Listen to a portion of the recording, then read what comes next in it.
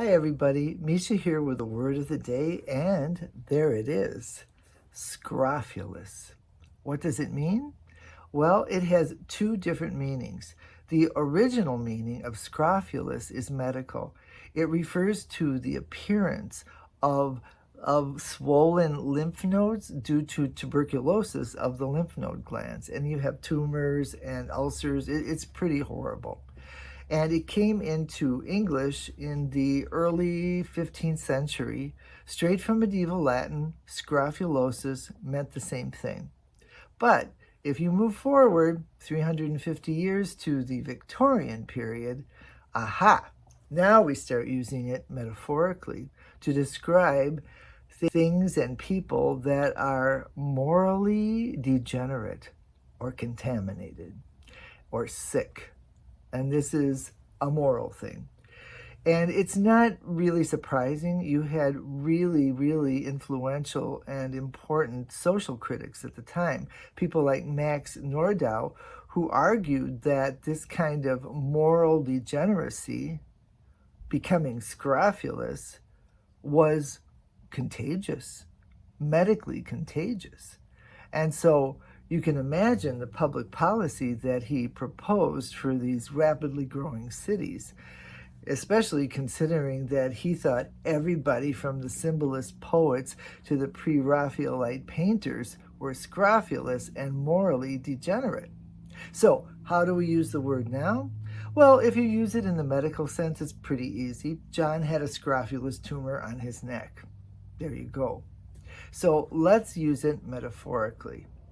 How about this? When I lived in New York in the 70s, I lived right on the edge of the East Village, which at the time was a crime-ridden and scrofulous neighborhood. Today, fancy schmancy and unaffordable. Or how about this? The billionaire tech bros, viewed until very recently with admiration for their financial success, are increasingly viewed as scrofulous racketeers who use their money to suppress the vote and interfere with democracy. Are my politics showing? Oh well, listen, if you like this content, you know what to do, and I will see you next week. Oops, I meant to say I'll see you later.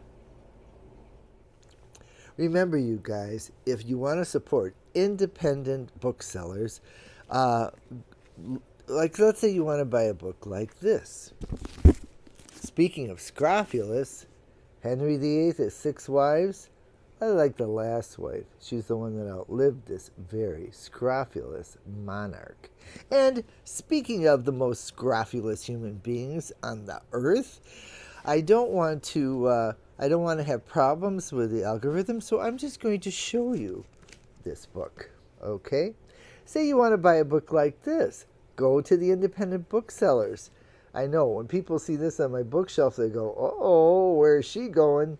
I say, know the enemy. Okay, so remember, you're going to support independent booksellers by clicking on bookshop.org/shop/word of the day. I'm getting so good at that. See you later.